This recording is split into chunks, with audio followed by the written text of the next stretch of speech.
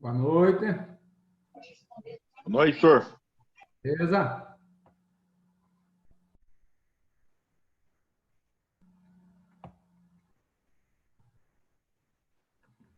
Senhor Marcos. Bom. Firme e forte. Tipo palanque no banhado? Hã? Tipo palanque no banhado? Ai. Aí não, né? Não. É só falar que o palanque é de concreto. Top.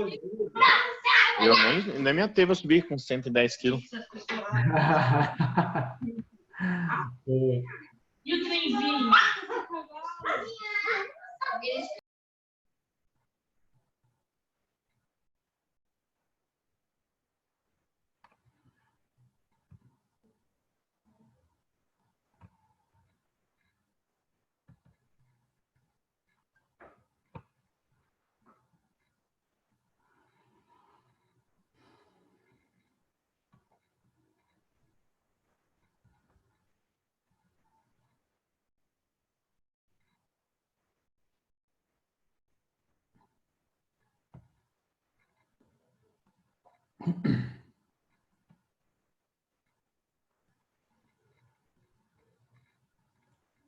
Boa noite, boa noite. Entrou aí a Jennifer, o Edri, a Nájila, a Sandra, o Matheus. Boa noite para os senhores e senhoras.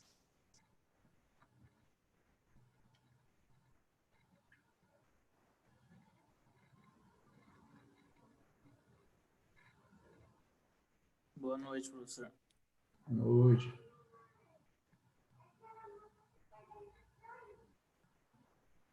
O Wellington chegando. Denise, boa noite. Desculpe o atraso aí.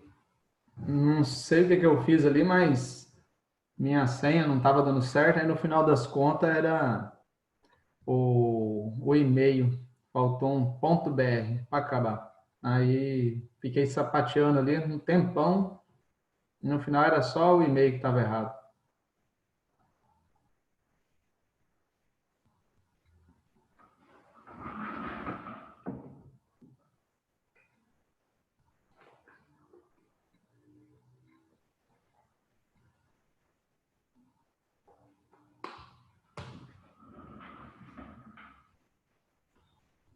Deixa eu ver se tem alguém com dificuldade aí para acessar.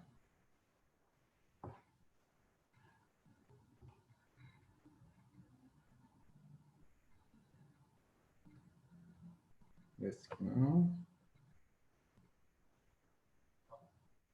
E aí, professor, beleza? Professor, só tira uma dúvida minha rapidinho, eu tô meio perdido.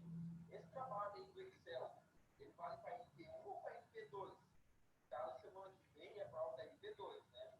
Tá, essa é a primeira dúvida. A outra dúvida é, nós já temos a nota do estágio garantido, que a gente já fez todas as atividades. A prova vale 70, né? E na NP2, vai ser semana que vem, não é o segundo bimestre, né? Porque cada bimestre tem NP1 e NP2. Escreveram errado lá, né, no grupo. Você falou que vai ter prova da segundo bimestre, mas tipo, no primeiro bimestre ainda, né? A nota do site, tem a nota, né? Consegue ser, dar uma explicação disso?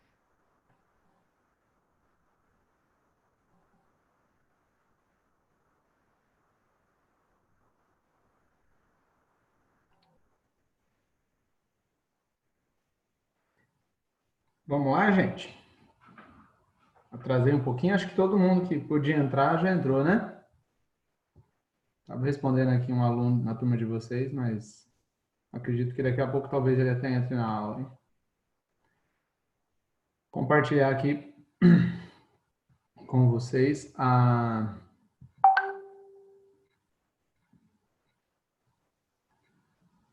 Já apareceu aí, né? Deixa eu silenciar aqui o WhatsApp, para não ficar fazendo barulho.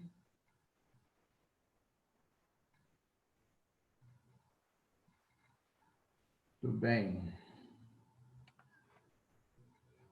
Então, F5.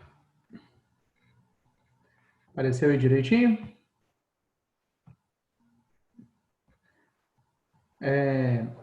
Como é que vai ser a aula de hoje, nossa revisão? Todo mundo ouvindo aí? Dá um ok, deixa eu ver se vocês vão falar aqui no... Cadê o chat? A galera tá no chat aqui, eu vou deixar aqui do ladinho também. Tá, beleza. O pessoal já confirmou ali. Qualquer agonia aí, dá um grito. Diminuir. Tá atrapalhando. Então, vamos lá. Bom, a revisão hoje é do todo o conteúdo do primeiro e segundo bimestre, aquele que a gente trabalhou em sala e aquele que a gente também trabalhou online, tá? Óbvio, a gente teve dificuldade, né? E, enfim, em tudo aí, né? Não vou cobrar nada exagerado aí na prova. Quem fizer a revisão hoje e fizer o estudo dirigido que eu passei lá, e depois eu vou explicar mais detalhes aí para não ter dúvida, não tenha dúvida que vai bem na prova. A prova, agora estou na dúvida se eu não me engano, é 8 ou 9 questões, tá? Nada muito difícil, sempre com enunciado, né? E como está lá no material também, então está bem sucinto, tá? A revisão não vai ser assim uma explicação, tá? Eu vou tentar ser bem objetivo. Caso você fale, oh, peraí, professor, isso eu não entendi, ou você pode explicar melhor, aí eu faço uma explicação mais tranquila, tá? Do contrário, eu vou tentar correr, e eu queria que sobrasse um tempo da noite ainda, antes das 10, para que vocês pudessem pegar o estudo dirigido e como é que fala? Pegar o estudo dirigido e dar uma boa lida, estudar já, né? E tentar responder as perguntas.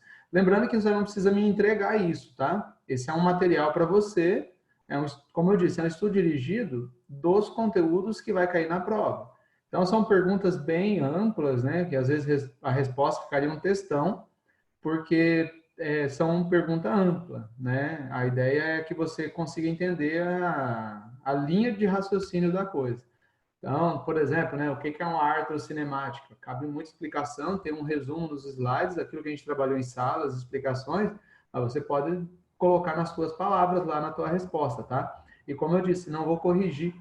Esse é um direcionamento para você estudar. Então, se organize aí, eu acredito que 1, 2 horas você consegue responder, porque, como eu disse, eu reuni todo o material que vai cair na prova nesses slides agora e disponibilizei para vocês. E vou fazer a explicação, né, uma revisão mesmo, né, comentando cada detalhe. Se ficar dúvida ou se tiver alguma curiosidade, pergunte, né, que daí eu já posso direcionar para vocês aí uma explicação mais pontual, tá? Só deixa eu ligar a luz aqui.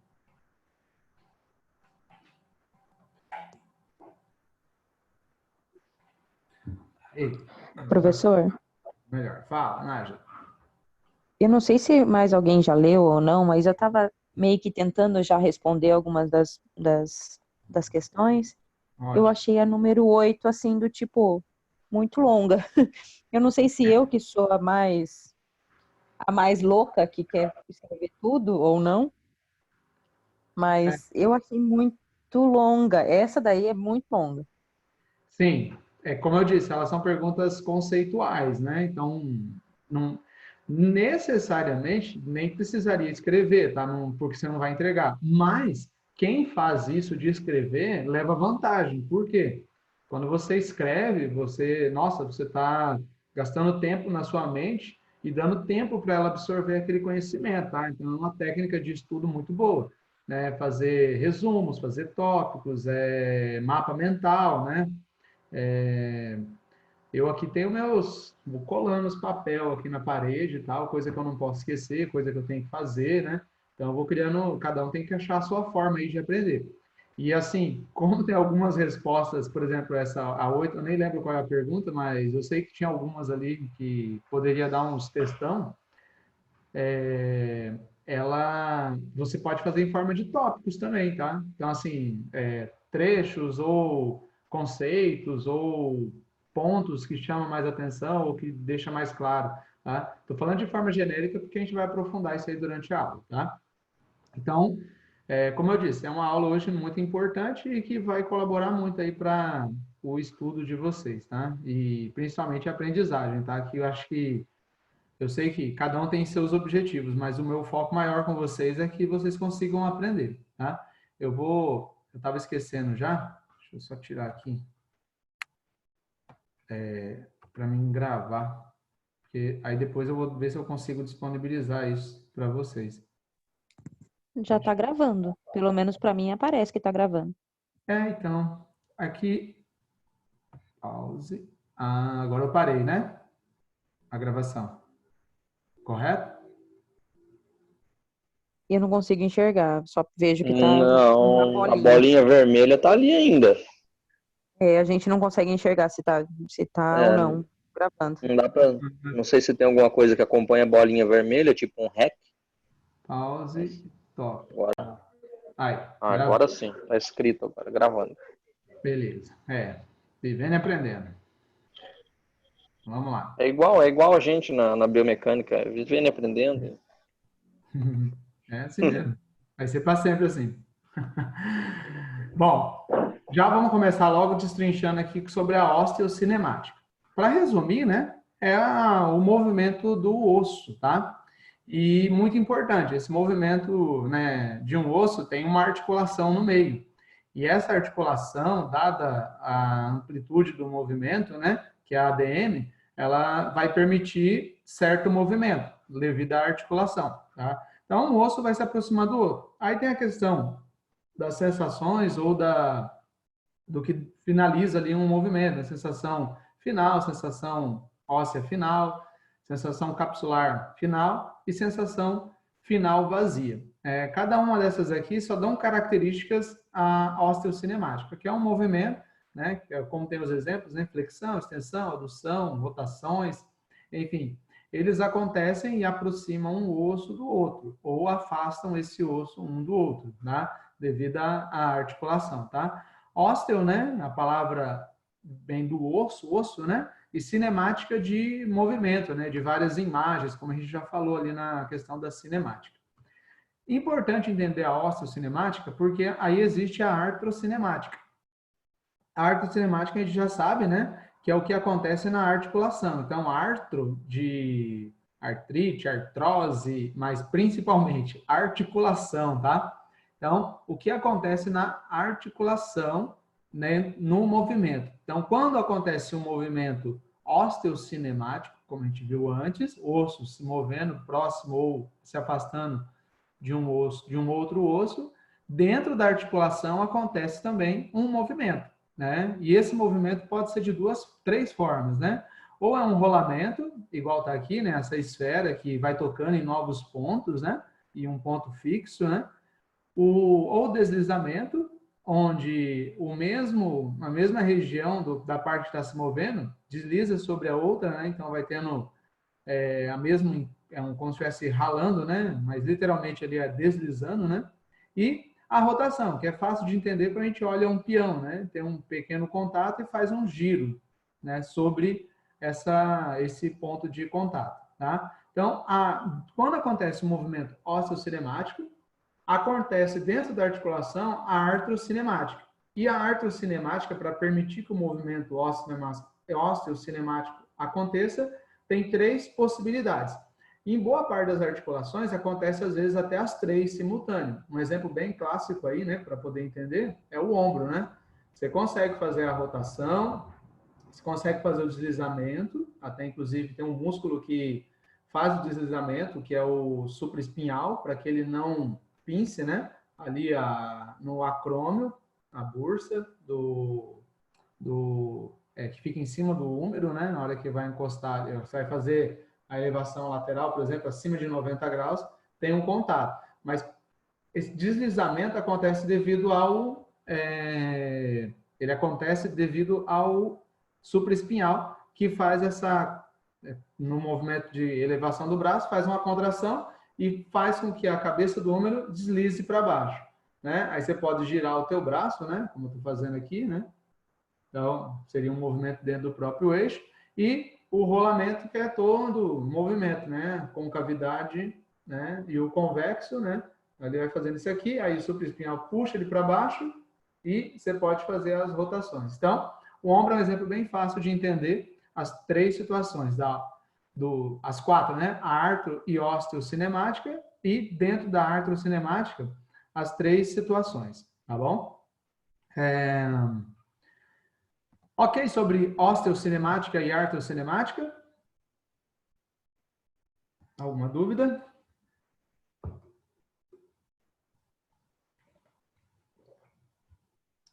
O silêncio é sim? Eu fechei o chat aqui, deixa eu olhar de novo.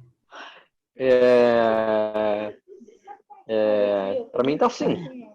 Tá de boa. É isso, tá? Não muda mais, não. Se entendeu, acabou.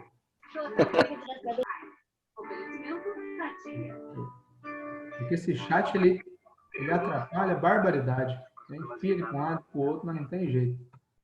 Professor, que se eu deixar aberto aqui, vocês não aguentam o show da piazada, homem. Não adianta. Eu não posso. Tem que abrir o microfone só na hora de falar alguma bobagem, senão... Vamos lá. É bastante coisa hoje. Bom, tecido muscular. A gente sabe, né, que o tecido muscular tem a capacidade de produzir força. É ele que puxa, né, um osso próximo do outro e afasta também, né?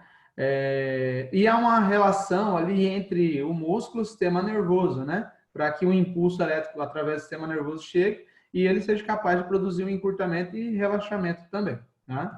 Bom, tem uma série de conceitos aqui, né, que são importantes também, mas eu vou focar aqui nos sarcômeros, né, quando eles estão alongados, que seria o teu tecido muscular alongado, e quando os sarcômeros se aproximam. E aí a gente tem a quitina e a miosina, né, que são miofilamentos, né, que fazem aí de proteína, né, que fazem esse movimento do músculo, tá? Então, lógico, tô resumindo pra caramba, né?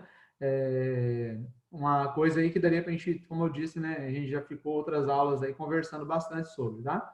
Mas, que é importante você saber que o músculo, dentro do músculo tem um sistema mecânico, tá? Que é mover ali a actina para próximo, né, ou para cima, né, da miosina. E a miosina, vocês estão vendo aqui que tem umas pontinhas, né? Ela faz como se fosse um espiral que vai enrolando. Aí tem mais uma pancada de coisa aqui que a gente poderia estar estudando. Mas o fato é, eu tenho um deslizamento, né, um desdobramento aqui da minha actina para cima da miosina, tá? Bem nítido aqui. Imagem 1 alongado e imagem 2 contraído, tá? Então seria uma contração aqui, aliás, aí embaixo, né, uma contração, né? E aqui ou um alongamento ou um relaxamento da musculatura, ok? Aí nós temos os tipos de contração, isso é muito importante, tá? Primeiro, a excêntrica, que a gente sabe, né, que é quando os músculos se afastam, né, quando os tendões do músculo se afastam, e a concêntrica é quando eles se aproximam. Essa é a melhor forma de entender concêntrica e excêntrica, tá? Por quê? Às vezes a gente pode se confundir aí com algum músculo, né, ou com algumas situações. E lembrando, são contrações, tá? Ou seja, está tendo um estímulo de força, né, estímulo nervoso de força, mas eu posso estar simplesmente estendendo, né, afastando a actina e miosina, se alongando ali, igual a gente viu na imagem anterior, mas não de uma forma sem força, e sim resistindo gradativamente, excentricamente, tá? E na concêntrica, eu vou vencer, né, a força, que existe uma força empurrando no sentido contrário do movimento. O movimento é nesse sentido. Existe uma força empurrando nesse. Aí eu faço a contração, ou seja, um impulso nervoso lá no meu músculo, e ele se aproxima, tá? Então, tem força empurrando para fora e eu tenho um músculo se aproximando. Já na excêntrica, eu tenho uma força empurrando, eu estou alongado, né? Estou encurtado e eu tenho uma força empurrando para ficar assim, mas eu vou excentricamente, né, alongando esse músculo, mas sem soltar de vez, tá? Então, concêntrica e excêntrica, de uma forma simples, né? Eu tenho tendões. Todos os músculos têm tendões que são a origem e inserção do músculo. Quando eles se aproximam, é concêntrica. Quando eles se afastam, é excêntrica, dentro de uma contração, ok? E aí existe uma outra situação também muito importante, que é o tipo de contração isométrica, tá? Que é quando o músculo está ali naquele mesmo patamar, mas ele gera tensão. Geralmente, quando a gente faz, podendo, um exemplo bem clássico também, né? É a cadeira estática. Quando eu sento lá para fazer a cadeira estática, eu faço ali uma flexão de quadril, uma flexão de joelho, e o meu quadríceps entra em ação para que eu não caia. E, lógico, é uma posição de desvantagem para ele, e aí ele faz uma baita força sem alongar ou encurtar, tá? Ele estabiliza aqui e aí começa aquela tremedeira, porque existe impulso nervoso. Enquanto ele estiver resistindo, você vai ter ali uma ação, né, de contração. Porém, como não está tendo aproximação e nem afastamento, ou seja, não é concêntrica e nem excêntrica, eu tenho uma ação isométrica, ok? Aí aqui, a gente tem ali o comprimento dos sarcômeros e um gráfico muito importante que fala sobre a curva, né, de comprimento e tensão. Então, a gente vê que, por exemplo, né, aqui, ó, 2,25 a 3,5 o M ali, que eu não lembro agora ai, cara, me fugiu. Mas é uma medida de força, tá? De carga. Então, essa medida aqui, só ver um negócio. Essa medida deixa bem claro para nós, ó. Tem aqui uma medida de comprimento do músculo, né? E tensão. Aí ele vê aqui, ele mostra para nós que quando está alongado, ó, de 2,25 a 3,26, olha como é que está os sarcômeros em série, né? Eles estão, a quitina miosina bem afastada. Então, ele está daqui para cá. E você percebe que você consegue produzir menos força, né? Conseguem perceber? Porque aqui você é um nível de força. Quanto mais alto, mais força. Então, quando está alongado, eu não tenho muita força. Eu não consigo fazer tanta força quando o músculo está alongado.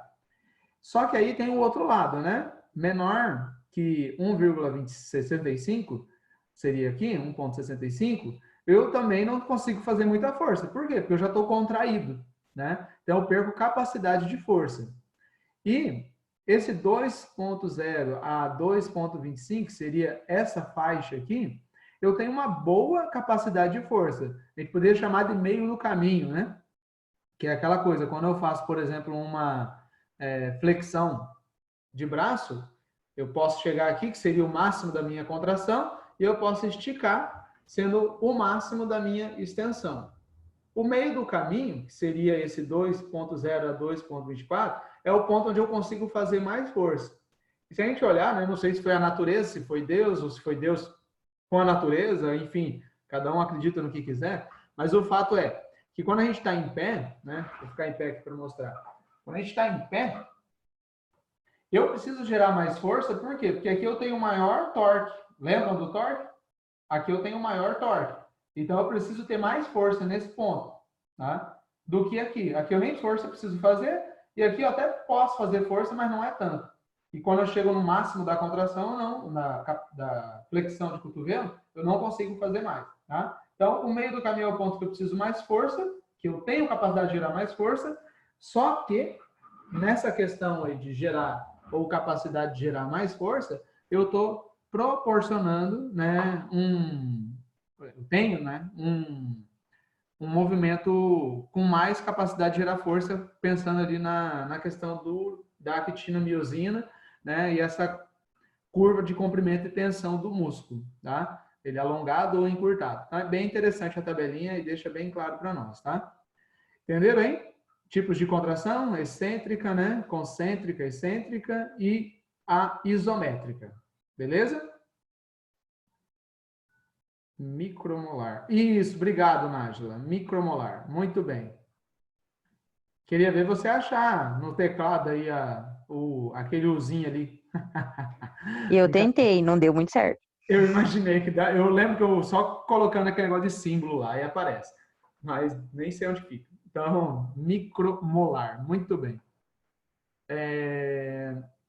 Alguma dúvida aí, galera, sobre tipos de contração? Esse é o foco aí?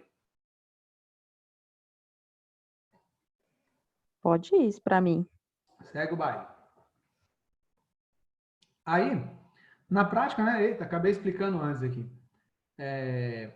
Então, aqui nós temos a extensão e percebe que existe um peso na mão, né, a minha caveirinha aqui fazendo o bíceps.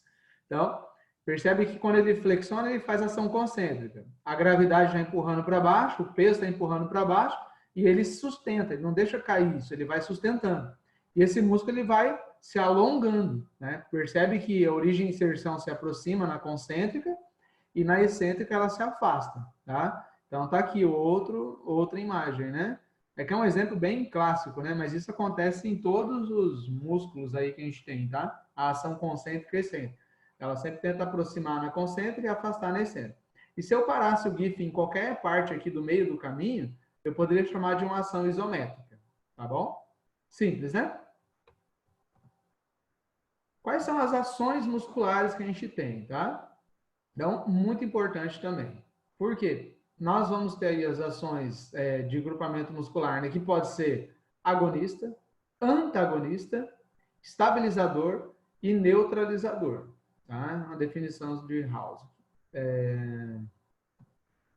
Bom, vamos lá. O agonista, o que faz o agonista? Ele faz a contração. Tá? Ele é o motor primário, né, dependendo do livro aí que você for ler. Então, por exemplo, né, ele age como agonista no movimento, deixa eu ver, aí aqui nós temos o exemplo, né, o bíceps na flexão de cotovelo, tá? Esse é a função maior dele. E, lógico, na excêntrica ali também, ele vai fazer também todo o movimento, tá? Sustentando para que o braço não caia, ok? Então, eu acho que agonista é bem de praxe, né? Todo mundo fala, é um músculo-alvo lá na hora do treino, por exemplo, né? Vai fazer musculação. Qual músculo está trabalhando? Estou trabalhando no peitoral. Mas você está trabalhando só peitoral? Não, ele é o agonista, ok? Aí, nós temos o antagonista. Tá? O antagonista é o quê? É o que está fazendo o contraponto desse movimento. Então, por exemplo, né, ali tem um cara marchando, fazendo a caminhada, né? A gente sabe que tem uma troca de função constante. Mas, por exemplo, se eu pegar ali o quadríceps, quando ele faz essa flexão do quadril, né, e flexão do joelho, quem faz isso principalmente ali, né, depois uma extensão também, aliás, flexão com extensão do joelho, é o quadríceps. Só que ele tem, posteriormente, o antagonista dele é os isquios tibiais, musculatura posterior de coxa. Então, como eu tenho uma ação antagônica, eu tenho um controle muscular. Porque quando eu faço contração de um lado, o outro tem que relaxar. Então, eu tenho uma ação também como ação nervosa, tá? Ou seja,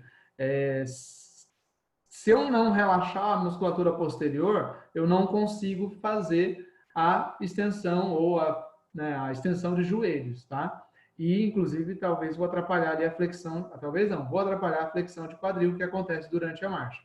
Então, é muito importante entender que o antagonista, ele tem que estar relaxado para que você contraia o agonista. Então, em toda a contração, o agonista, né, vai fazer a parte de se contrair e o antagonista relaxar. Se inverter, né, em qual movimento, né? Por exemplo, de tríceps, né? Se eu faço a contração, imagina aqui que é tríceps e aqui é bíceps. Então, flexionei o cotovelo. Estendi o cotovelo, fazendo força, o bíceps vai alongar, vai relaxar, né? E o tríceps vai contrair. Agora eu faço uma flexão de cotovelo com carga, seria um bíceps lá e tal. Aí eu contraio aqui e relaxo, tá? Se não acontecer isso, o meu aluno ele vai ter grandes problemas, tá? Porque você não vai conseguir fazer o movimento. Por exemplo, a paralisia cerebral é a perca dessa capacidade mental, né, neurológica de... paralisia? Não sei se é paralisia agora, me deu a dúvida, mas... nossa, fui dar um exemplo aqui e me embananei. Mas, enfim, acho que é paralisia cerebral mesmo. Me ajuda aí, Nádia, a se lembrar. Que perde esse controle entre agonista, antagonista em todo o sinergismo muscular. Aí por isso que a pessoa Sim, não consegue... paralisia cerebral. Né? Obrigado por confirmar. Então, Professor, oi? só para aproveitar o gancho aí, então dá para concluir que O antagonista, ele tem uma ação contrária ao agonista e ele relaxa quando o agonista se contrai e freia quando o agonista relaxa. Correto. Ou se estende. Só para ficar mais... Se eu tiver, por exemplo, uma dificuldade de alongar um músculo antagonista, que é o que você falou ali agora, se eu tiver dificuldade de alongar, eu vou diminuir a minha capacidade de contração, entendeu? Do agonista. Perfeito. Entendeu? Na prática agora. Beleza. Entendeu? Ficou... Eu entendi. Tá. Entendeu? Então vamos lá para um exemplo, né? Se eu não tenho um bom alongamento posterior de coxa, quando eu vou fazer cadeira Quadríceps extensora, não vai contrair. Não vai, não o suficiente ou o quanto ele poderia, Não de potencial. Uhum. É. Sim. Porque daí, o que acontece? Quando... Sim, na prática aconteceria daí por quê? Porque quando o quadríceps estava tentando fazer a contração total, o agonista, que seria os posteriores de coxa, já estariam freando antes da contração total do quadríceps, né? Exato, você tem uma diferenciação aí entre os dois, né? Uhum. Descompensação diferencial seria o nome correto para isso, tá? E é muito comum, principalmente de coxa, tá? Anterior e posterior ali, a relação. E também, tá? O quadríceps também tem característica, é bem fácil de encurtar ele, e ele dificulta daí também o agonista de trabalhar. Quer ver um exemplo comum? É você pegar a pessoa e botar lá na flexora deitada, né? E o que a pessoa faz? Na hora que ela faz a flexão de quadril, ao invés, desculpa, flexão de joelho, né?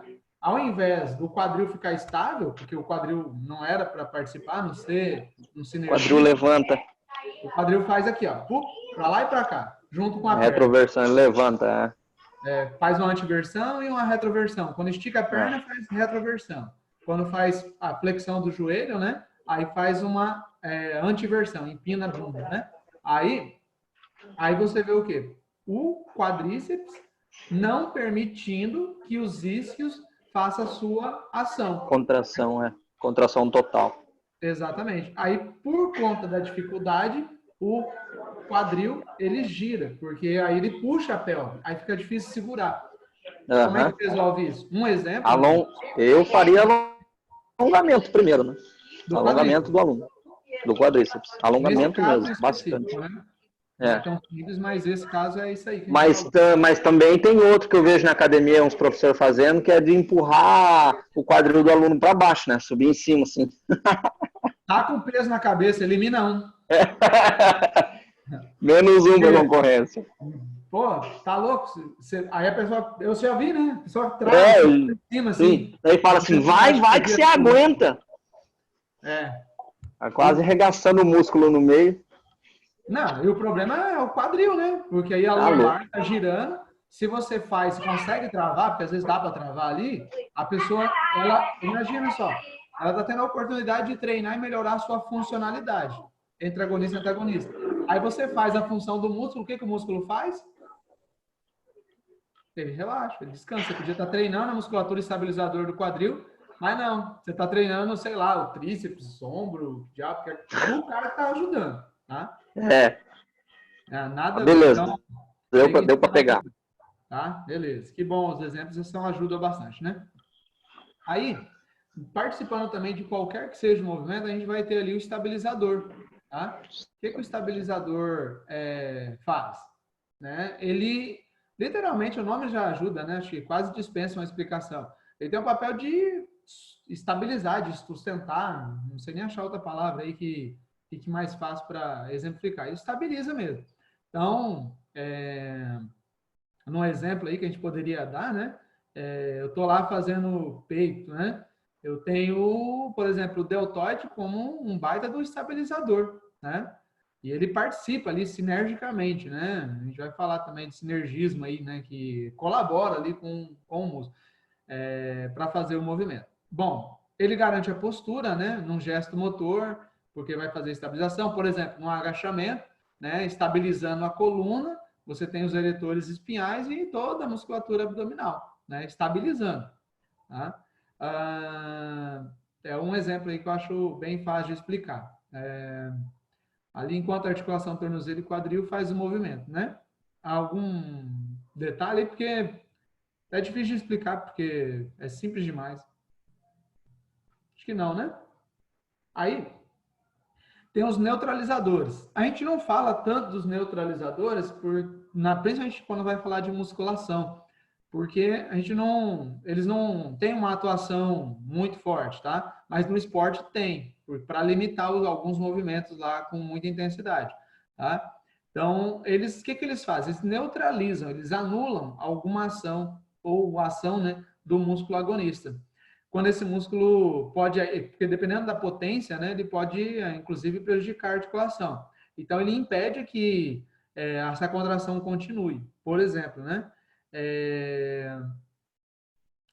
um exemplo bem clássico também, no chute no futebol, né? Você tem ali, olha só, né? Você precisa estender, mas o quadril não pode apresentar um movimento de flexão expressivo, porque senão você chutaria, né? Não estou me vendo aqui, eu fico meio perdido. Então, você faz lá o chute, mas imagina se você não parasse o movimento.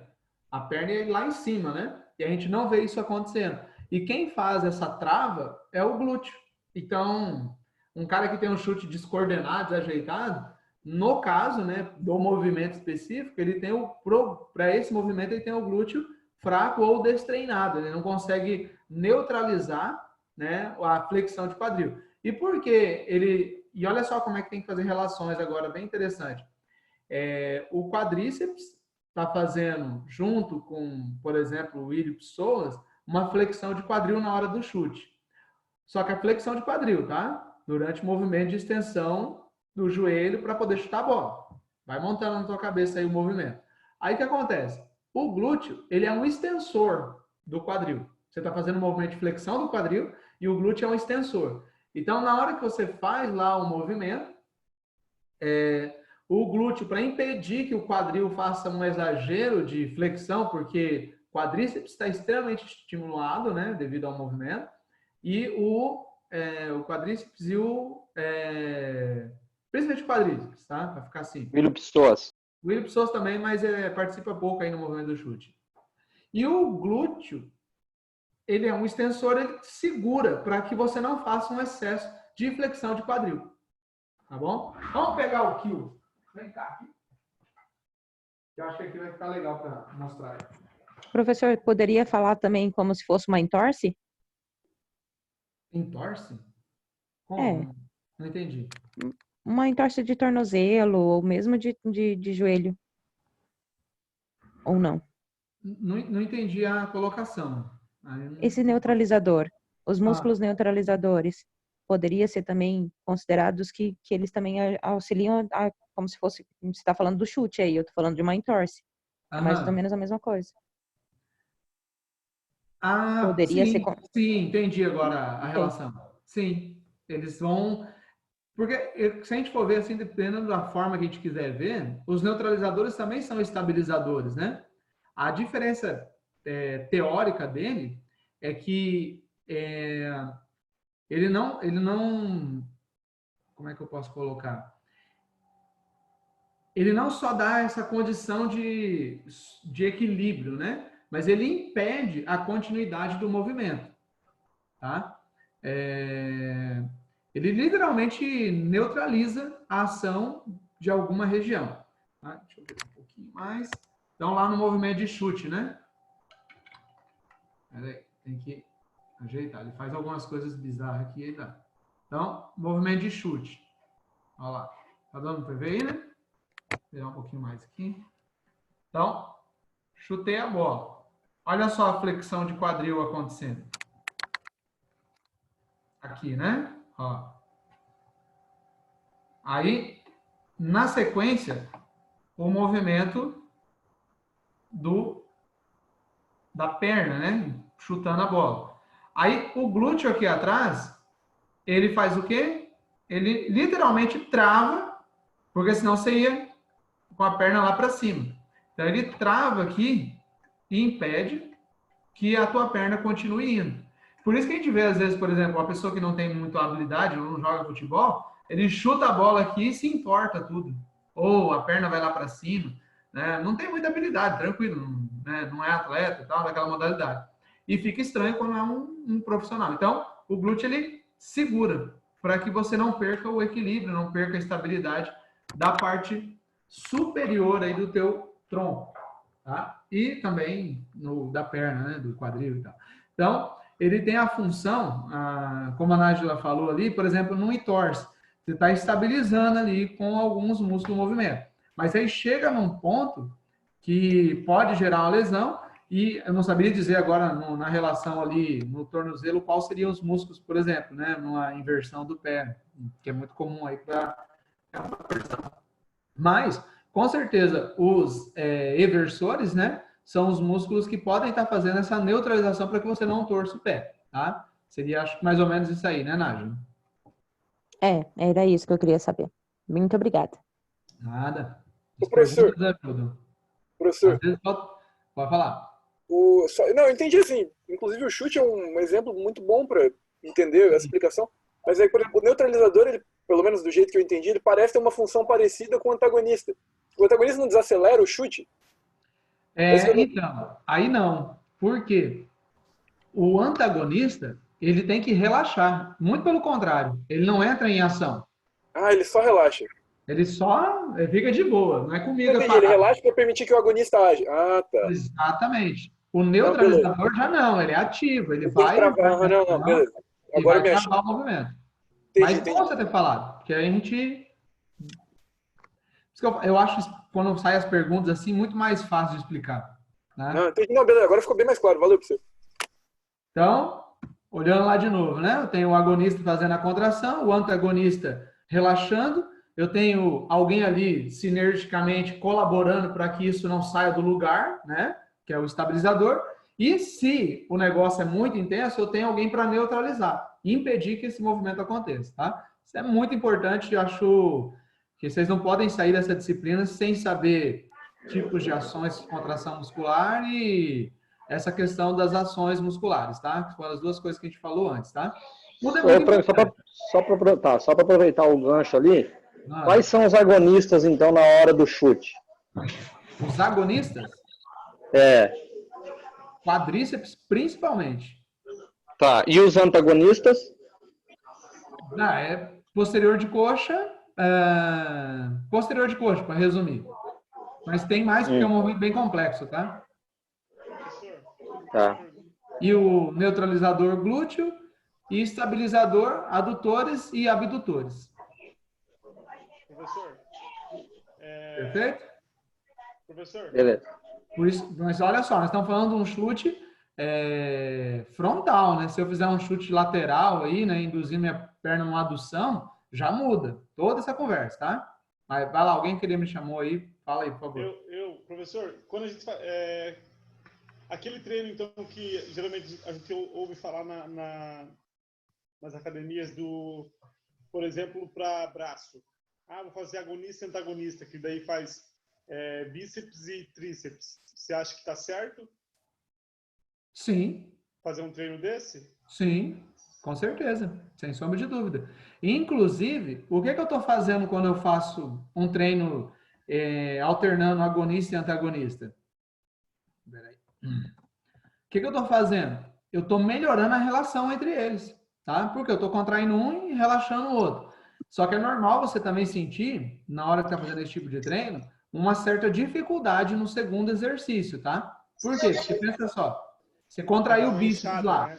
aí você vai para uma série de tríceps. Seu bíceps está inchado. Você vai ter dificuldade de relaxar ele. Ele vai estar hiperestimulado, vai ter dificuldade de relaxar. Mas, conforme você vai treinando, isso vai melhorando. Então, essa relação entre agonista e antagonista fica melhorada, o que é bom. Eu só ouvia falar, né? É que, na verdade, assim, uma vez eu fiz uma consultoria com esses caras, assim, de longe, sabe? Aí ele me passou esse treino de agonista e antagonista para braço. E realmente, hoje, como você falou agora, hoje eu não sinto essa dificuldade mais, sabe? Na hora que eu termino o bíceps e vou fazer o tríceps. Mas realmente, eu para mim, vi resultado. Eu acho que eu evolui mais quando eu passei a fazer essa sequência de treino. Sem falar que a concentração de sangue é violenta, né? Eu Que achei gera um foi uma pump legal e bacana. que é favorável para quem quer ganhar massa. Tá? Então Aham, só fica a queria ter dica aí de treino. certeza. Mas valeu, professor. Obrigado. Nada, vamos lá. Então, acho que está bem falado. Aí uma coisa importante dentro da biomecânica, porque é o princípio, tá? Esse foi só o começo. Infelizmente, a graduação, ela só molha a chupeta mesmo, tá? Quem quer afundar aí na conversa, vai longe aí a conversa. Mas começamos por aqui, pela marcha, né? A gente falou já no outro momento, agora está falando mais um pouquinho. O definição do ciclo da marcha, né? Que é muito importante. Aí tem o pé esquerdo, o pé direito, né? O passo, né? O espaço. Tem o suporte duplo, que é o momento onde você está com os dois pés no chão, é 10%. O suporte simples, que é quando você tem aí 40% do teu pé da marcha, né? De um lado. Suporte duplo esquerdo, quando o pé esquerdo está à frente. E o suporte simples esquerdo, quando o pé esquerdo está apoiado. E como aqui foi um passo que começou com a perna direita ali, né? Tocando o calcanhar à frente, aí eu tenho uma oscilação direita de 60% e oscilação esquerda de 40% da passada, tá? Se começasse com a perna esquerda à frente, seria o contrário, tá? Mas o passo esquerdo e o passo direito tem exatamente, ou deveria ter, né, em cada um, essas proporções de 50%. Um passo largo comprimento, né, da sua perna direita, né? Aí você vai bater o pé esquerdo um lado, né? E volta a colocar o pé esquerdo novamente, o pé direito novamente no chão. Essa é a distância de um comprimento de um passo largo, tá? Bem fácil de lembrar, tá? 3 pegadas, passo largo. Já a fase de estação é quando você mantém ali, ó, toquei o pé direito no chão, aí vem para a segunda imagem, toquei, mantém, bata a base toda no chão, né? Apoio só de um lado, olha só, todo o tempo. Enquanto eu tiver com aquele pé no chão, tem uma fase de estação, tá? E é claro, né, 60% aí da marcha, tá? É em estação, ou seja, bastante tempo aí você fica com esse pé apoiado ao chão, tá? E pouco tempo com ele flutuando, ou bem menos, né? Aí, nós temos essa coisa de suporte duplo e suporte simples, né? Que é muito importante. Suporte duplo é quando você tem as duas bases, né? Os dois membros apoiados ao chão. E o suporte simples é quando você tem só um, tá? Ou seja, você tem uma fase de flutuação do outro membro, tá? O suporte duplo, ele representa 10% aí da marcha, tá? Ou seja, 20%, né? Então tem dois momentos, lado direito e lado esquerdo. E o suporte simples, você tem aí os outros 80% da marcha, tá? Aí o passo que a gente costuma aí ver nos aplicativos e tal, né? O que é um passo? Então, o passo é de um pé, da base do calcanhar de um pé até a base do outro calcanhar, tá? Isso significa um passo. Então, esse seria o comprimento. A gente até chegou a fazer o testezinho, deu tempo de fazer na prática, né? Aí, dependendo da velocidade, né? Uma caminhada leve, né? Ou lenta, você vai ter 70 passos por minuto. E rápidos, né, até 130 passos. A partir disso, você já começa a ter dificuldade de caminhar. Aí você começa a ter que correr, tá? Aí na corrida muda-se totalmente a conversa sobre a marcha. Você tem tempo de flutuação, né, quando você não tem contato com o chão. Na corrida, essa é a principal característica de mudança com relação à marcha, tá? Na marcha você não fica no ar. Na corrida você tem um momento que está flutuando, tá? Que não tem toque no chão. Bom, aí, muito importante, a gente tem essa fase de estação, né? A estação, as fases, né? Batido do calcanhar, pé plano, estação média, calcanhar fora do solo, dedos fora do solo. Então, percebe que são 5 momentos nessa fase de estação, onde, como a gente viu aqui antes, né? Opa. Não tá, mas vai descer já já. Bom, aqui, né, bati o calcanhar. Então, essa seria a primeira. Aí aqui, lembra lá que a gente trabalhou, né? Tem todas as informações do que acontece no tornozelo, no joelho, no quadril, os músculos que estão entrando em ação, né? Algumas possibilidades aqui de erro e tal, né? Que você pode encontrar. É só olhar isso aqui e verificar na pessoa, tá? Então, seria uma forma de análise postural ou análise da marcha. Batido do calcanhar, né, ela tem que acontecer.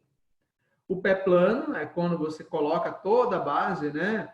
Médio, retropé começa, médio pé até o antepé, que seria os dedos, tá?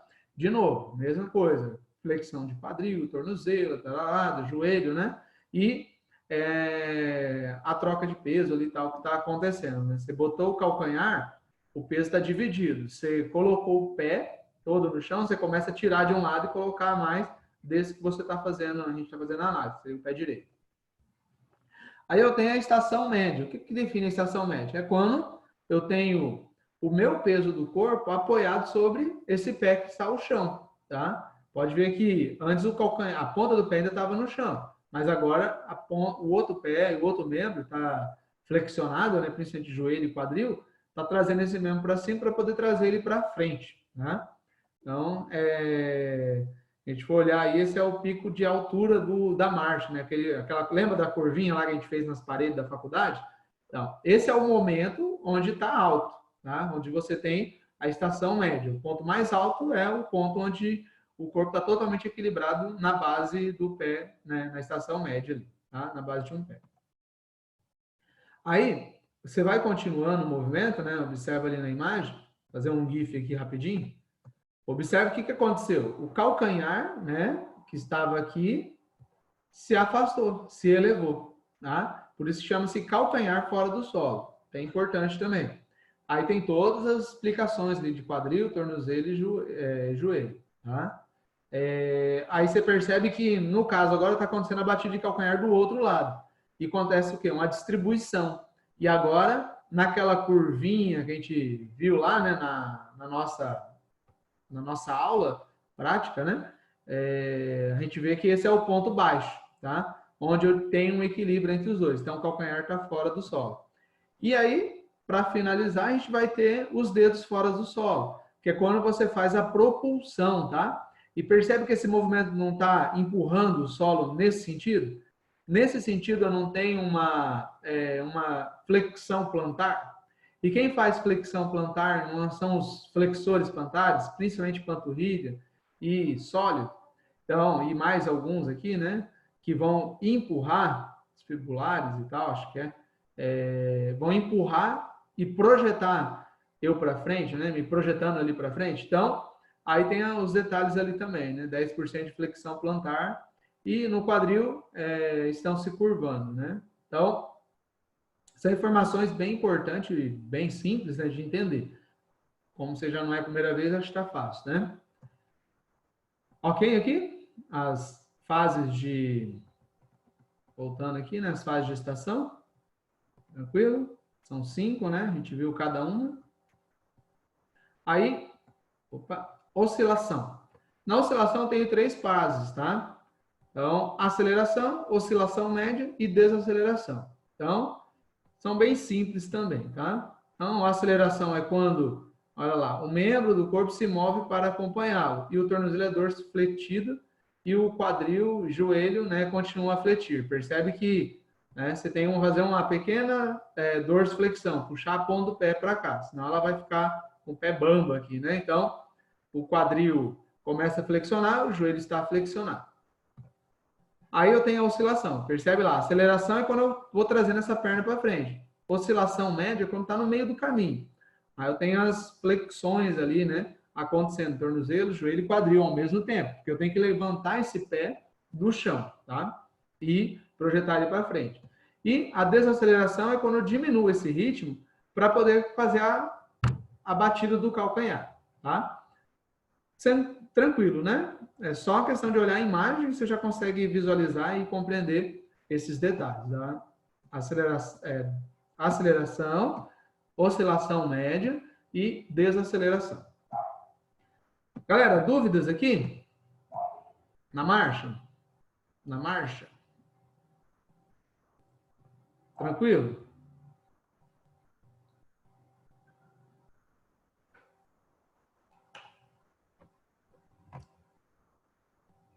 Acho que sim. Foi. Né? Tranquilo, ninguém falou nada, então vamos embora. Aí, cinésio da articulação do tornozelo. Foi, acho que a última aula, penúltima aula. Acho que a última aula que a gente conversou bastante sobre. Isso mesmo. Última. Então, né? Vamos lá, rapidão. Então, a gente viu lá a questão dos ossos, dos músculos, ligamento, né? Faz propulsão, a gente falou na marcha, né? E tem uma série de situações e é muito comum acontecer várias lesões. Estou dando uma aula de handebol para uma turma ali do segundo e terceiro, e as lesões que mais acontecem são no tornozelo, por incrível que pareça, no handebol, né? E é uma modalidade esportiva que muita gente pensa que, mas tem muita lesão no ombro e tal, mas não tem, tem mais no tornozelo e joelho do que nos membros superiores, no braço ali, né? Por conta dessa capacidade, dessa complexidade que é manter o corpo em pé, e mais saltando ou se deslocando em vários sentidos, né, como no basquete também, no futebol, a gente consegue ver aí muito tranquilamente acontecendo as lesões de tornozelo, né? E aqui tem as definições também que a gente já falou recentemente. Os movimentos, né, que a gente pode fazer: dorsiflexão, flexão, eversão, inversão, flexão dos dedos, extensão dos dedos, pronação, supinação. Tá? Então, essas são os potenciais. Tá? Lembrando que a pronação e supinação são combinações, tá? Entre dorsiflexão, eversão e abdução. E a supinação também. A gente classifica muito quando vai fazer avaliação postural. Tem uma pronação, tem uma supinação. Às vezes é um pouquinho equivocada essa interpretação. Por quê? Eu preciso ter certeza que está acontecendo naquele pé uma dorsiflexão, uma eversão, por exemplo, numa pronação, que é mais comum, né? E uma abdução do pé, tá? Então tem que perceber esse pé fazendo tudo isso aqui, ó, tombando, mas indo para fora na ponta dos dedos ali, tá? E na supinação, o contrário, fazendo um arco, né? E a ponta dos dedos entrando para dentro, o calcanhar, né? E a base lateral do pé mais apoiada, né? Então, esses cuidados são bem importantes na hora da análise, tá? E os outros movimentos são característicos mesmo, tá? A gente deve fazer e tem que fazer, e é saudável os tê-los, né? Dentro das amplitudes. Bom, muito importante, os músculos, né? Nós temos o grupo dos flexores, estão todos aqui, os dorsiflexores, nós temos aqueles que fazem eversão e nós temos os que fazem inversão, né? Ou os eversores. O que é importante aqui? Você entender que os eversores, eles participam, ó, fibular longo e curto, fibular longo e curto, fibular terceiro, olha onde está o fibular terceiro. Então, para acontecer uma eversão, eu também tenho combinação de flexão com dorsiflexão, ou ações musculares combinadas, tá?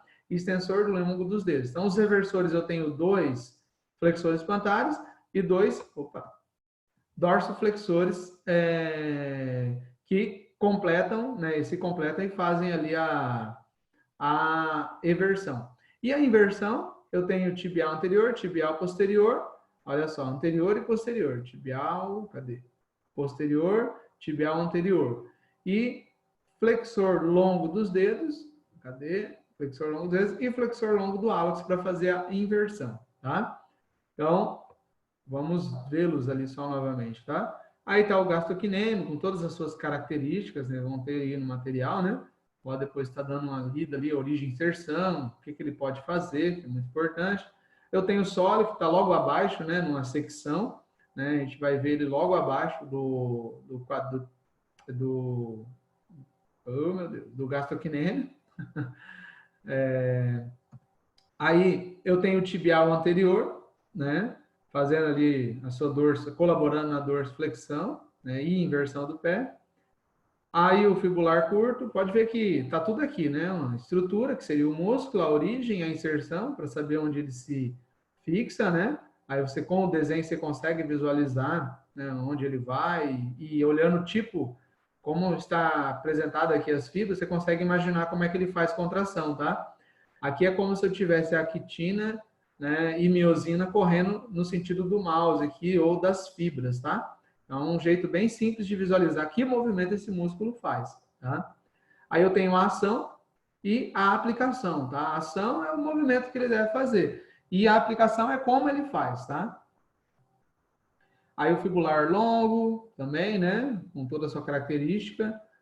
Aí o flexor longo dos dedos do pé também, né? Um músculo mais posterior. Flexor longo do hálux.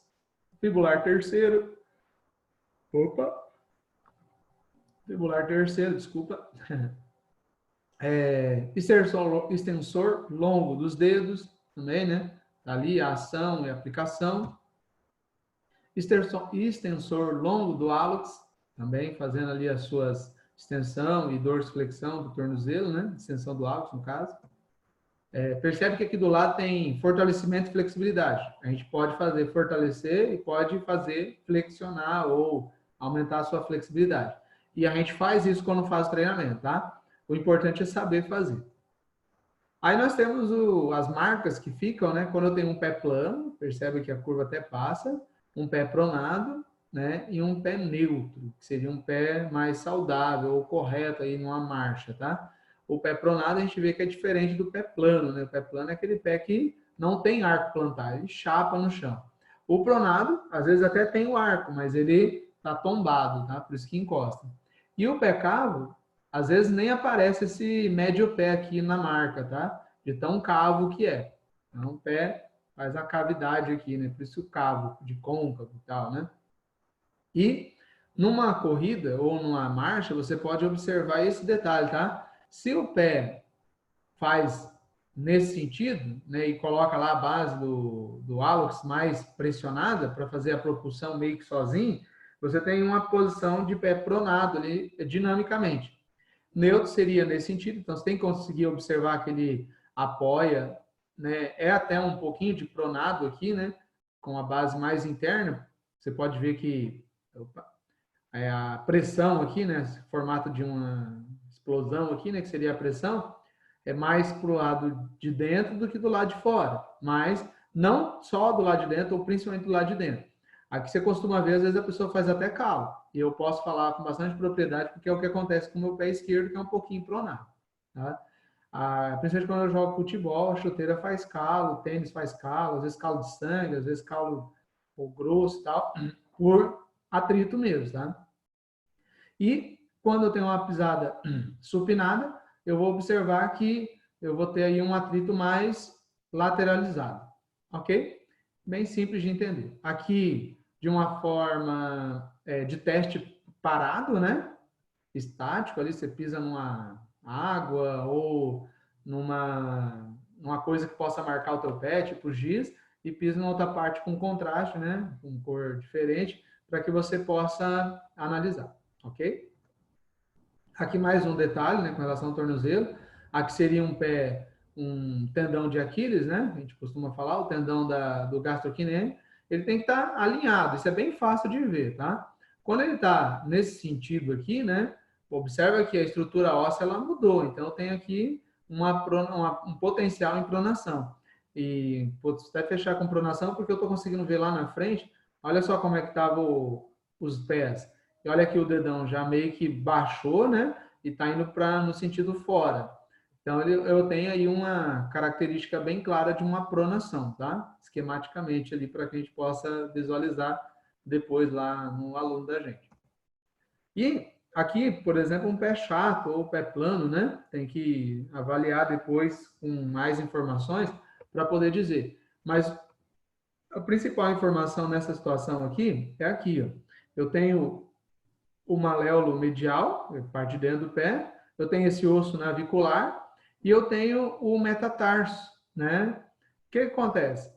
Eu tenho que ter o meu navicular passando, né, numa linha, né, oblíqua, né, igual está aqui, por cima do navicular. Se esse navicular estiver mais abaixo, né, eu já vou ter uma alteração. Essa linha vai fazer isso e isso, por exemplo, né? Igual o meu mouse. Então, o que eu vou ter aí? Uma alteração, né, que pode gerar uma pronação, que pode gerar um pé cavo, um desabamento do arco plantar. E para que serve esse arco plantar? Principalmente para dar propulsão, tá? Para amortecer. Então, se eu não tenho um arco plantar, eu posso ter uma lesão no joelho, eu posso ter uma lesão no próprio tornozelo, potencializar essa lesão, né? Por quê? Porque eu poderia ter um amortecedor natural, né? A cavidade, fazendo isso quando eu faço um salto ou quando eu ando, mas eu não tenho. Então, a pancada é maior, tá? Aí, lógico, inclusive isso pode gerar problema na coluna, tá? Porque o atrito, ele vai pegar o tornozelo, joelho, quadril e, sei lá, na lombar. Vamos supor que o cara já tem uma alteração na lombar ou tem algum problema ósseo e tal. né, um desvio ali tal na coluna, né? Como a gente fala, uma escoliose, ou lordose, ou uma hipercifose, sei lá. E essa pancada sobe, tá? Esse atrito sobe. E poderia estar sendo amortecido pela essa concavidade que existe ali, tá? Então, essa é a importância do osso navicular e análise. Uma coisa importante ali, né, que a gente falou bastante, que eu gostaria que vocês decorassem isso, sabe? Soubesse isso, com muita categoria, com muita tranquilidade, que isso aí, na hora que alguém falasse de coluna, você fala, não, eu sei. Aqui tem, na minha, né, próximo ali o pescoço, né, região do pescoço, eu tenho uma lordose cervical, que é normal. Uma cifose torácica, que também é normal. Observe que aqui a pessoa, aqui na frente, né, e aqui mais posterior, a gente vê pelos processos ósseos, tá? Aí também, se tem dificuldade de entender isso, olha lá o cóccix, né? Fazendo o desenho ali, né, da concavidade, né? Aí eu tenho uma lordose lombar, que é normal ter lordose, tá? O que não pode é uma hiperlordose. Isso é um problema. E uma cifose sacral, tá? Então, observa ali o desenho da minha coluna, e se a gente traçar uma linha aqui, por mais que ele vai para lá e para cá, ele está meio que equilibrado, que esse é o objetivo da coluna, tá? Mobilidade e sustentação, tá? Bom, o ideal, né? Aqui não está nem tão bom, tá? Essa postura aqui está meia boca, mas, né? Já dá para ver. Olha só aquela linha lateral que a gente, né, tem que observar num corte sagital, numa visão sagital. Então, a coluna lombar, ela tem que estar passando por meio dos corpos. Na cifose pode até afastar um pouquinho, mas não tanto. Esse é o erro aqui da imagem. E na cervical, ela tem que passar ligeiramente à frente, né? E aí a gente consegue ver as diferenças quando a gente olha para as pessoas, né? Olha só uma situação de hiperlordose lombar, hipercifose torácica e hiperlordose cervical. Então, o que a gente pode definir ou fechar aqui? Eu tenho acentuadas curvas, né, da fisiologia da coluna, tá? Só que também o inverso é verdadeiro, né? Eu posso ter, como eu estou vendo aqui, né, um apagamento, né? Ou seja, não tenho mais as curvas, né? Olha só como é que está a lombar. Isso também é um problema, porque aqui eu pressiono o disco posteriormente, aqui anteriormente, aqui posteriormente. Pressiono o disco vertebral. Aqui eu pressiono ele anteriormente, posteriormente e anteriormente, tá? Então, de qualquer forma, eu vou ter pressão discal. Nesse sentido aqui correto, eu vou ter menos pressão discal, ok? E a escoliose? Aqui é numa visão, como eu disse, né, sagital, você vai vendo pessoa de lado. Quando você vê de costas, e quem for bom aí depois com o tempo vai conseguir ver de frente, né, a escoliose. Porque as características das costelas mudam, tá? Então, você consegue ver até de frente. Mas o ideal e o protocolo aí seria de costas. O que você vai observar? Né? Ali, da cabeça, né, até a marca aqui entre o glúteo, né, você vai perceber, a fissura glútea, você vai perceber o quê? Que essa coluna tem que passar em cima. Se ela sai para um lado, igual o exemplo aqui, né, de uma escoliose cifótica, né, porque ela está na região das vértebras torácicas, você viu que ela saiu aqui para o lado direito, né? Então, você vê que vai acontecendo toda uma compensação, até o ponto alto onde ela inverte, né? Ela quer voltar, porque senão a pessoa vai ficar torta para o lado, né? Então, para não ficar torta, né, para um lado, ela faz a compensação.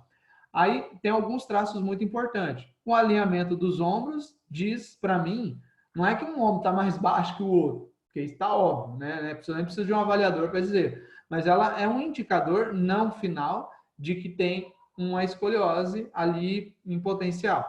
Mas às vezes pode ser só um ombro deprimido mesmo, tá? E o outro, ou um outro elevado que causa, às vezes não tem escoliose. Mas uma escoliose pode causar esse desequilíbrio do meu ombro. E também aqui até não aparece sim. Olha aqui a pelve dessa mulher, né? Percebe que a marca prega glútea mudou? Porque esse quadril está desse jeito. Aí, como ele está desse jeito, ele saiu para cá e veio para cá. Violentamente, né? Na parte torácica ficou bem evidente ali a escoliose. E depois ela tenta voltar, tá? Então, é muito comum quando eu tenho alteração na coluna, eu ter nos ombros e no quadril. E, não raras vezes, lá no pé. E também, lá no pé, tem uma pronação que faz o meu quadril tombar, meu quadril tomba, minha coluna faz compensação, tá? Então, isso é muito comum. E convenhamos, é fácil de visualizar, tá? Não é difícil, é só a questão de prática, tá? Eu imagino que se vocês aí praticarem mesmo que um pouco, já vão conseguir visualizar uma pessoa que tem problemas na coluna, tá?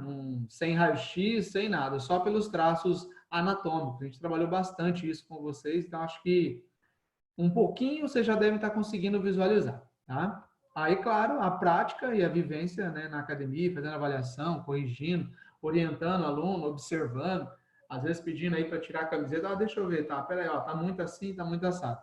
E aí é óbvio, né, fazer curso, aprender para corrigir isso aí, tá? É fundamental. O que você vai fazer? Tem músculo encurtado, tem músculo fraco, você vai fortalecer os fracos e alongar os encurtados. Pronto, resolvi o problema. Ou melhorei, pelo menos, para tirar a dor da pessoa, tá? Quando possível. Alguma pergunta aí? Aí aqui nós temos as curvas fisiológicas, né? Para ser bem didático aí, né? Então, uma visão de frente, né? Aqui anteriormente, né? Uma visão de lado, no caso, o lado esquerdo, né? E aqui uma visão posterior, né? A pessoa de costas para você. Então, percebe que a linha, né, dos processos aqui estão bem retinho. Aqui, se você passar uma linha, né, vertical, você vai ver que praticamente essa linha quase só na torácica que ela afasta um pouquinho, e é normal. Mas ela já volta ali na região cervical, tá? Essa linha a gente deve, é imaginária, tá? Mas a gente deve conseguir visualizar. E a visão de frente também, tá? Se eu faço um acentuamento, eu começo a ter pressões, tá? E essas pressões podem, nesses nervos que passam aqui, né? Que vai toda a informação, por isso que acontece aquela dor, né? Lá na perna, chega a chegar no pé, né? E muitas pessoas às vezes precisam fazer cirurgia para afastar, porque às vezes tem até crescimento ósseo aqui indesejável, né? Entre os furames aqui, tá? Então, é caso às vezes de cirurgia, mas você pode evitar muita gente entrar para cirurgia se fizer um treino adequado, ok? Ainda, né? A gente tem um ponto importante aqui, que são as junções, tá? Então, são pontos de transição. Esses pontos de transição acontecem muita alteração, tá? E às vezes a pessoa tem uma alteração, por exemplo, nessa junção, então você não vai falar, como é que eu vou falar? Vai cervical ou é torácica? Porque tá bem entre a C7 e a T1. Você vai falar que ela é por exemplo, uma escoliose. Cadê o meu mouse? Uma escoliose tóraco-cervical ou cérvico-torácica, tá? Mas tóraco-cervical é mais correto. Junção entre a lombar e a região torácica, você vai chamar de lombo-torácica, tá? Ou tóraco-lombar. Tá? Por quê? Porque acontece que no meio, ou essa parte de transição, ela está trocando. Então, teria a T12 e a L1 com alguma alteração. Pode ser uma escoliose, que a gente viria aqui posteriormente, ou uma hiperlordose ou cifose, tá? Percebe que dá para ver ali, né, o T12 ali, L1, bem marcadinho para que vocês consigam, né, ter uma noção aí do meu, né, anatômica mesmo, tá? E a região sacro-cox, tá? Também pode acontecer algumas alterações ali também. Quem tá mais chato aí, já tá começando a ficar fera, vai perceber que esse meu desenho aqui, ele é um pouquinho inclinado, né? Você vê que a pelve não tem um formato legal, né? É diferente de um lado para o outro. Nós somos seres que somos diferentes, né? Entre direita e esquerda. O problema é quando essa diferença está muito acentuada. Aí nós temos um problema, ok? E uma análise muito importante para fechar esse assunto aí da região do tronco é a questão da antiversão e retroversão. Me lembro que a gente conversou bastante lá, foi uma aula presencial, né? Não me lembro agora se foi nesse ano, foi no outro ano, mas eu acho que a gente conversou e eu acho que a gente falou bastante sobre isso, mas eu quero que vocês tenham essa visão bem clara mesmo, tá? Então, observe aqui no antiversão, ele empurra a minha lombar numa hiperlordose lombar. Hiper, né? Bastante lordótica. Aí, numa retroversão, a minha pelve ela pressiona anteriormente ali os discos vertebrais, tá? E duas formas de analisar essa inclinação da pelve. Observa que em neutro eu tenho a crista ilíaca anterior e a sínfise púbica praticamente alinhadas, né? E Se eu fizer um corte aqui, a minha crista ilíaca, né, ela passa por toda essa região. Se na minha pelve acontece que a minha crista ilíaca anterior está mais à frente do que o pubis, por exemplo, muito mais comum nas mulheres, né? Eu tenho o quê? A hiperlordose, como consequência, às vezes não, tá? Mas geralmente sim. E eu tenho um potencial aí de lesão aumentado para minha coluna, para o meu quadril. Imagina aqui o fêmur se inserindo. Olha como é que muda aqui o acetábulo, né? O encaixe aqui onde vai encaixar o fêmur. E numa retroversão eu tenho o pubis, né? A mais inferior aparecendo ali mais à frente do que a minha crista ilíaca. Se você passasse esse risco agora aqui da crista ilíaca na horizontal, você viria que, olha só onde ia pegar, né? Então, eu teria muito mais crista ilíaca para baixo. E aqui o contrário, se eu passar de trás para frente, eu teria a minha crista ilíaca mais abaixo do que a linha da parte posterior. Então, são dois traços que às vezes fica um pouquinho difícil de ver, mas você com prática consegue observar, tá? Principalmente se as mulheres é até mais fácil de analisar, porque elas usam shorts ou leg, né? Mais justa. Os homens às vezes complica um pouquinho porque usa roupa mais solta, tá? Então, tem esses detalhes aí também. Por isso que quanto menos roupa para uma avaliação, tipo homem de biquíni, mulher de biquíni e os homens de sunga, facilita bastante, tá? E colabora aí para uma boa interpretação. Ai, ai. Galera, dúvidas? Não. Caraca, 8h40. Nem acredito. Acelerei aqui. Sério? Não tem dúvida? Não. Eu não. Tô indo aí, tô acompanhando de boa aí. Esse negócio parece um papagaio, você não pensa que isso aí parece um papagaio, cara? Não sei porque, toda vez que eu vejo essa imagem, eu falo, parece um bico de papagaio. Não sei o que você tá vendo aí com o bico de papagaio, mas enfim. Ou uma unha de dragão. Você tá falando Do sacro aí, ó. Sacro? Ué, olha ali, ó, como ele muda, ó. Primeiro olha só, na antiversão o bico de papagaio tá aberto. Na outra ele tá quase descascando o girassol. E ali na terceira, que é a retroversão, já cortou tudo. Aqui é o escorpião, velho, ó. Vai picar, picou. Também. Você sabe que o ser humano se adapta, né, cara? Eu já vi que tem umas garotas que só andam igual na antiversão ali. Eu acho que já teve alguma adaptação óssea, porque não pode. Verdade. Principalmente as garotas do wellness lá, né, que participam da competição lá. Meu Deus, mano. Eu já fiquei vendo. Ali é uma posição para destacar a musculatura mesmo, tá? Não, eu sei, mas tem algumas que andam assim 24 horas por dia, até dormindo. Já é besteira. Né? Isso não é verdade? Sem sacanagem mesmo. Às vezes elas não vão sentir agora porque ainda tá num vigor físico, né? Tá treinando e tal. Mas lá na frente vai incomodar. Vai dar uma dorzinha ali naquela... Não tem necessidade. Naquelas vértebras, né? Já que não tem dúvidas aí, né? Linda posição. Concordo, Wellington. Linda. Esse é um vagabundo. Bom, o pai vai precisar do carregador do pai. O estudo dirigido, olha lá que legal. Opa, calma. Então, o nosso estudo dirigido é bem simples, né? Para quem assiste? Eu vi que a maioria aqui, né? Acho que está assistindo a aula, né? Estamos em 22, aí, 23 alunos. Aliás, 22 alunos, 23 comigo. A maioria aí assistiu, né, a aula.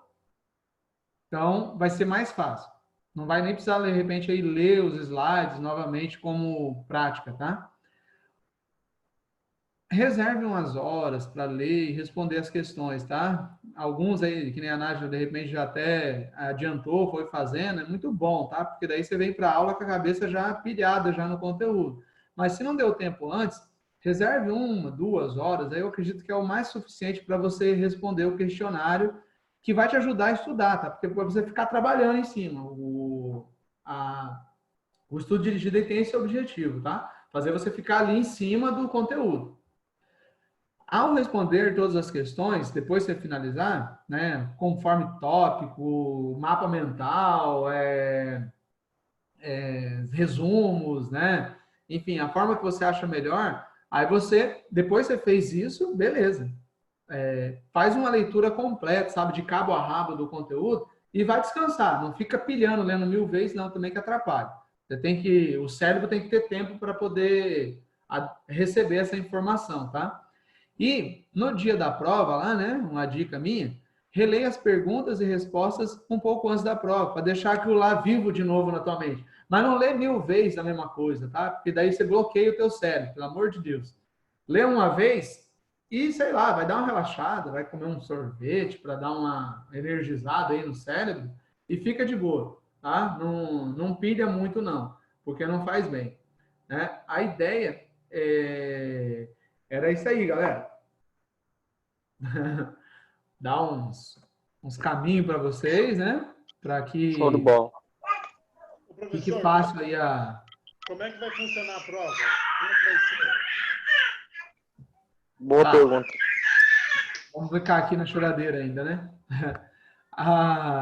A prova vai ser o seguinte, a maioria dos professores ou já fez ou está terminando aí de fazer as provas, tá? Elas vão ser online, vocês vão receber um link, tá? Ele não é no Google Forms, que é aquele na sala de aula lá, né? Porque também dá para fazer o mesmo formulário que a gente vai fazer, muito parecido, tá? Ele é pelo... Um minuto. Ai, como é que é o nome? Oh, meu Deus. Fugiu o nome. Pela Microsoft, lembrei. Aí lembra muito essa questão aqueles formulários que a gente preenche lá, sabe? De pesquisa e tal. Então, vai abrir lá a questão, né? Vai receber o link. Esse link só vai estar disponível para responder das 7h15, que é o horário de aula de vocês, né? Até as 10 da noite. Então, vocês vão ter das 7h15 até as 10 para responder. Infelizmente, né? É uma situação que a gente sabe que vocês vão acabar olhando material, né? Não adianta nem falar para não olhar, porque vão olhar. Seria demagogia ou bobice, né? Mineiro falaria bobice, né? Então, assim, vocês vão ter tempo para olhar no material, dar uma analisada, pensar, reler, ver o estudo dirigido que vocês fizeram e responder as questões, tá? Então, no meu ponto de vista, vai ser tranquilo, tá? Sim, Douglas, não adianta eu ficar falando agora que não é para olhar. Eu acho até legal, se você quiser, né, testar o seu conhecimento de verdade, ver onde você aprendeu, o que você não aprendeu e tal, é importante, tá? Mas é aquela história, né? Alguns não querem se arriscar. Então, eu imagino que vocês vão olhar lá tranquilo. Eu não fiz muitas questões. Com o material, eu acho que os mais devagar aí vão gastar, sei lá, 1 hora para fazer a prova. Nossa, com sobra de tempo aí, tá? Então, assim, com esse resumo, com essa apresentação aqui de hoje, né, com esse estudo dirigido e tudo isso aí, que quem fizer isso tudo, nossa, vai rir na hora da prova, vai estar fácil. Mas não vai estar fácil porque a prova ficou fácil, vai estar fácil porque você estudou, tá? Você fez aí o que tinha, cumpriu a sua parte, né? Então, basicamente aí o que eu fiz, né? Eu ajeitei a cama, né? Fiz o forro, ajeitei a coberta, liguei o aquecedor e falei, vai lá, deita aí, tira um cochilo, tá? Tá preparado. Mas é isso aí. A ideia era essa. Vou ficar muito angustiado se vocês acharem que não aprendeu mesmo com toda essa dificuldade, tá? Porque eu tentei me virar em 30 aqui, aprender tudo que eu podia para poder, de alguma forma, ofertar alguma coisa aí para vocês, tá? Que fosse suficiente para vocês entenderem sobre biomecânica, conhecerem, né? E minimamente conseguir trazer isso para a prática daqui a pouco, quando vocês estiverem trabalhando, tá? Então, não é o suficiente, eu sei disso, tem ciência, mas é o que a ementa pedia e o que a gente tenta trazer, tá? Talvez presencial, com certeza, seria um pouquinho melhor, né? Não imagino diferente de vocês, por conta da nossa vivência, né? Da maneira que a gente escolheu estudar, né? Não foi online, mas essa desgraça dessa pandemia aí cagou com todo mundo e a gente tem que se adaptar mesmo. É assim a vida, né? Bom, dito isso, lhes desejo bons estudos, uma ótima prova. Se tiver mais alguma pergunta, ficou claro aí, Douglas? Acho que foi o Douglas que fez a pergunta, na verdade. Ficou sim, professor. Ficou sim. Que nem você falou, essa questão aí de colar, é uma questão assim de tipo assim de cada um. Se a pessoa gosta mesmo do negócio, ela não vai colar, porque ela quer aprender, né? Eu acredito. Sim. Eu vou te falar a verdade. Eu, obviamente, vou colar de jogos, eu detesto jogos. Então, óbvio que eu vou colar, porque eu não gosto, eu só quero passar mesmo. Agora,